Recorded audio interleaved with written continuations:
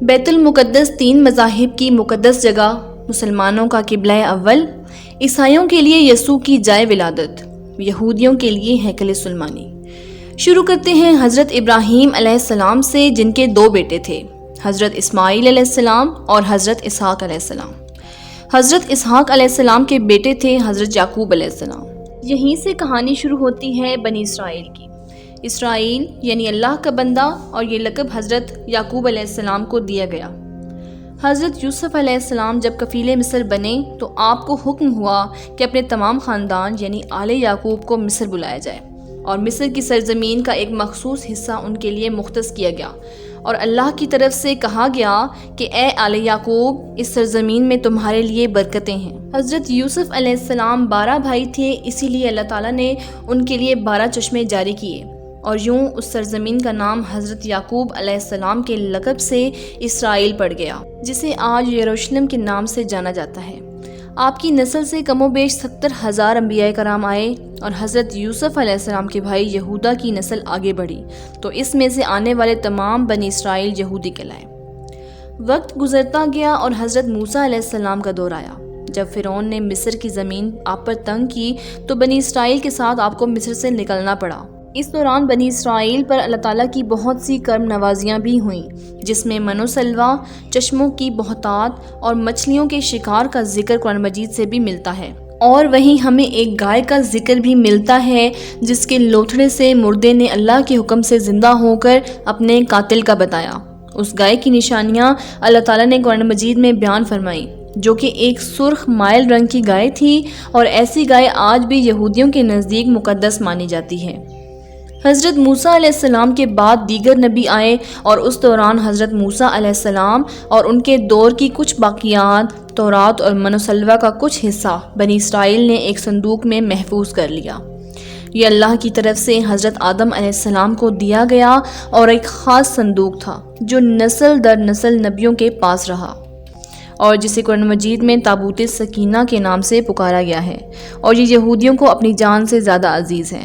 حضرت داؤد علیہ السلام نے جب جالوت کو ہرا کر اس سے تابوت سکینہ حاصل کیا تو یوں بنی اسرائیل نے انہیں نبی تسلیم کر لیا، اور حضرت داؤد علیہ السلام اس صندوق کی حفاظت کے لیے ایک ہیکل تعمیر کروانا چاہتے تھے، جو ان کی زندگی میں مکمل نہ ہو سکا، لیکن ان کی تعمیر انہوں نے ہی شروع کی تھی، اور ان کے بیٹے حضرت سلیمان علیہ السلام نے جنوں کی مدد سے اس کو مکمل کروایا، اور اسی دوران میں آپ کی بھی وفات ہو گئی۔ اسی وجہ سے اسے ہیکل سلیمانی کہا جاتا ہے۔ بعد ازاں بابل کے بادشاہ بخت نصر نے اسرائیل پر حملہ کیا اور ہیکل سلیمانی کو بھی گرا دیا، اور تابوت سکینہ اپنے ساتھ لے گیا۔ سیریس دی گریٹ نے دوبارہ یہ شہر حاصل کیا، یہودیوں کو دوبارہ یہاں پر آباد کیا۔ ہیکل سلیمانی کی ایک دفعہ پھر سے تعمیر کی گئی، لیکن اس بار اس میں تابوت سکینہ نہیں تھا، اور تابوت سکینہ کہاں گیا یہ اللہ کے سوا کوئی بھی نہیں جانتا۔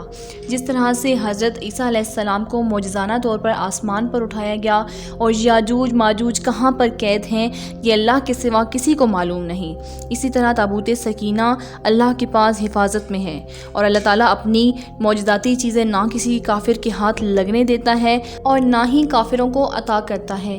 یہ سب قیامت کی نشانیاں ہیں۔ جب قیامت نزدیک ہوگی تو حضرت عیسیٰ علیہ السلام کی آمد ہوگی، تابوت سکینہ بھی ظاہر ہو جائے گا، اور یاجوج ماجوج کی قوم کو بھی آزاد کر دیا جائے گا۔ پھر وقت گزرا اور حضرت عیسیٰ علیہ السلام کی آمد ہوئی، جنہیں نعوذ باللہ یہودیوں نے دجال، ناجائز اور کیا کیا لقب دیے۔ یہاں سے یہودیوں میں سے 2 الگ قومیں ہو گئیں، ایک یہودی اور دوسرے عیسائی۔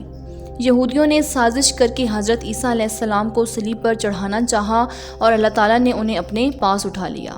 اس کے بعد یہودیوں اور عیسائیوں میں کئی چھوٹی موٹی جنگیں ہوئیں، اور پھر عیسائی رومی بادشاہ ٹائٹس نے اس شدت سے یروشلم پر حملہ کیا، اور اس نے پورے علاقے کی اینٹ سے اینٹ بجا دی، ہیکل سلیمانی کو گرا دیا، جس کی صرف ایک دیوار اس وقت اپنی اصلی حالت میں موجود ہے، جسے دیوار گریہ کہا جاتا ہے، جہاں یہودی جا کر تورات کی تلاوت کرتے ہیں اور گریہ وزاری کرتے ہیں۔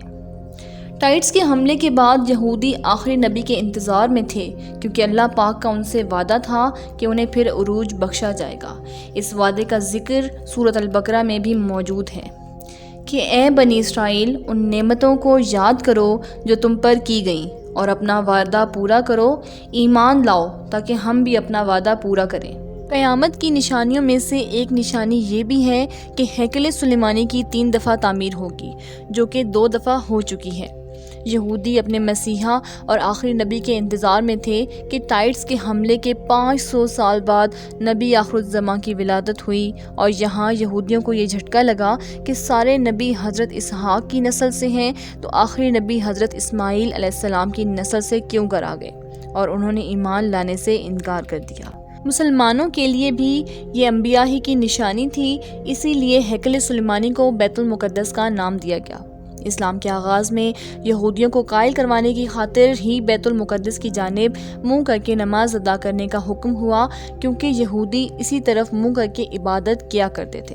17 ماہ بعد ہماری عبادت کا رخ بیت المقدس سے بیت اللہ کی جانب موڑ دیا گیا، کیونکہ مسلمانوں کا شروع سے قبلہ اول وہی رہا، جسے پہلے حضرت آدم اور پھر حضرت ابراہیم علیہ السلام نے تعمیر کیا۔ حضرت عمر رضی اللہ تعالیٰ عنہ کے دور حکومت میں اسرائیل یعنی یروشلم پر عیسائیوں کا قبضہ تھا۔ بیت المقدس کے ہی احاطے میں انہوں نے گرجا گھر تعمیر کیا ہوا تھا، اور عین تابوت سکینہ والی جگہ پر وہ گند پھینکا کرتے تھے۔ یہودیوں کی نفرت میں یروشلم کی فتح کے وقت حضرت عمر رضی اللہ تعالیٰ عنہ وہاں گئے تو عیسائیوں پر برہم ہوئے، وہاں صفائی کروا کر مسجد تعمیر کروائی، اور قرآن مجید میں موجود معراج والے واقعے کی نسبت سے اس مسجد کو مسجد اقصیٰ کا نام دیا۔ یہودیوں کی دیوار گریہ بھی اسی احاطے میں موجود تھی، تو زائرین کی حیثیت سے انہیں بھی وہاں آنے کی اجازت دے دی گئی۔ خلافت عباسیہ تک یروشلم ایک مسلم شہر رہا، اور اس کے بعد عیسائیوں نے دوبارہ یروشلم پر حملہ کر کے اس پر قبضہ کر لیا۔ صلاح الدین ایوبی نے عیسائیوں کے خلاف 50 سے زائد جنگیں کر کے بیت المقدس دوبارہ حاصل کیا، اور پھر 700 سالوں تک یہ خلافت عثمانیہ کے زیر سلطنت رہا۔ یہودیوں کو بھی دیوار گریہ تک اپنے مذہبی اقدامات کی آزادی رہی، اور یہودی آہستہ آہستہ پھر یروشلم میں آباد ہونا شروع ہو گئے۔ اسی دوران میں کئی بار انہوں نے خلافت عثمانیہ کے سلطان کو پیسوں کے عوض یروشلم انہیں سونپنے کا لالچ دیا، لیکن ناکام رہے۔ اور پھر دوسری جنگ عظیم میں عیسائی سپاہی ہٹلر نے چن چن کر یہودیوں کو مارا، قریباً 60 لاکھ کے قریب یہودیوں کا قتل عام کیا گیا، اور یہ در بدر بھاگنے پر مجبور ہو گئے۔ اسی دوران میں انہیں یہ اندازہ ہو چکا تھا کہ انہیں اب خود اپنی پہچان بنانی ہے، اور بائبل میں موجود یہودیوں کے آخری عروج سے قبل والی کئی نشانیاں بھی ظاہر ہو چکی تھیں، اور وہ یہ تسلیم کر چکے تھے کہ ان کا آخری مسیحا اب دجال ہوگا، جس کی بدولت پوری دنیا میں ان کا دوبارہ بول بالا ہوگا۔ انہوں نے برطانیہ سے ساز باز کر کے خود کو الگ ریاست تسلیم کروا لیا، اور یوں اسرائیل باقاعدہ ایک ملک کی صورت میں دنیا کے نقشے پر ابھرا۔ پھر آہستہ آہستہ انہوں نے فلسطین اور دیگر مصری علاقوں پر بھی قبضہ کر لیا۔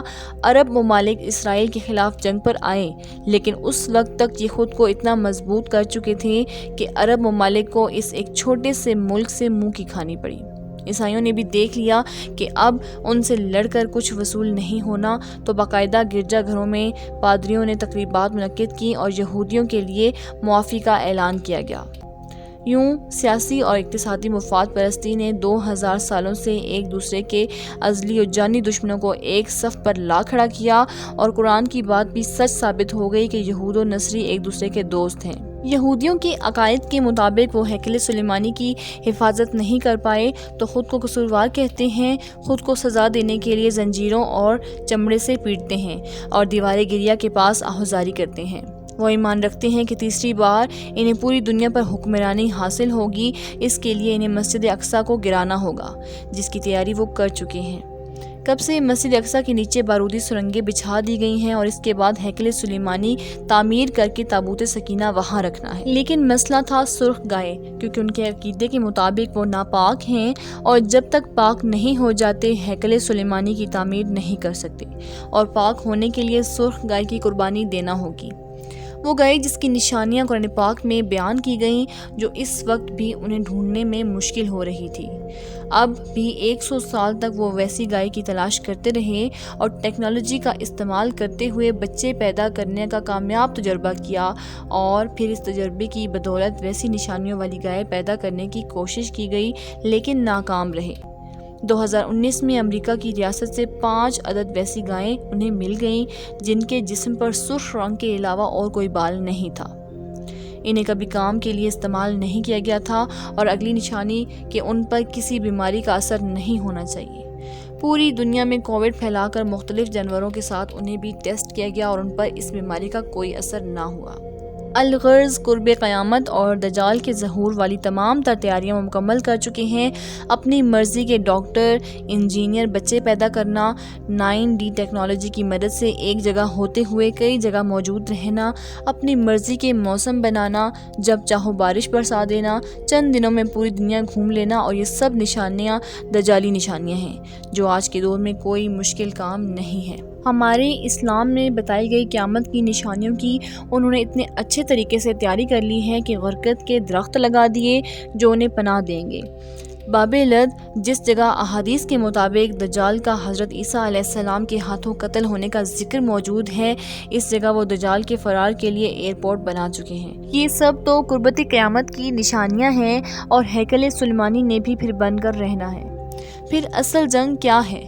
اصل جنگ عقائد کی ہے۔ ہم اپنے عقائد میں اس قدر کمزور ہو چکے ہیں کہ نماز پڑھیں یا نہ پڑھیں ہمیں فرق نہیں پڑتا۔ اپنے بہن بھائیوں کا حق کھا کر ہمیں خوشی محسوس ہوتی ہے اور فرقوں کے خرافات میں الجھے ہوئے ہیں۔ فلسطینیوں کے لیے سوائے دعا اور احتجاج کے ہم کیا کر سکتے ہیں؟ کیا ہم اپنے عقائد کے اتنے مضبوط ہیں کہ ڈالر کے بہکاوے میں نہ آئیں؟ کیا ہم یہودیوں کے مقابلے میں نکلنے والے خراسان مجاہدین کی لسٹ میں آتے ہیں یا بس سوشل میڈیا کے تماشائی ہیں؟ اگر آج دجال ظاہر ہو جائے اور توبہ کا دروازہ بند ہو جائے تو ہماری آخرت کے لیے کیا تیاری ہے؟ سوچ کر ضرور جواب دیجیے گا۔ ناظرین، اگر آپ کو ہماری یہ ویڈیو اچھی لگی ہو، انفارمیٹیو لگی ہو تو ویڈیو کو ضرور شیئر کریں، اور چینل پر نئے ہیں تو چینل کو ضرور سبسکرائب کریں تاکہ آپ کو آنے والی تمام انفارمیٹیو ویڈیوز کا نوٹیفیکیشن ٹائم ٹو ٹائم ملتا رہے۔ ملتے ہیں اپنی نیکسٹ ویڈیو میں، تب تک اپنا ڈھیر سارا خیال رکھیں۔ دعا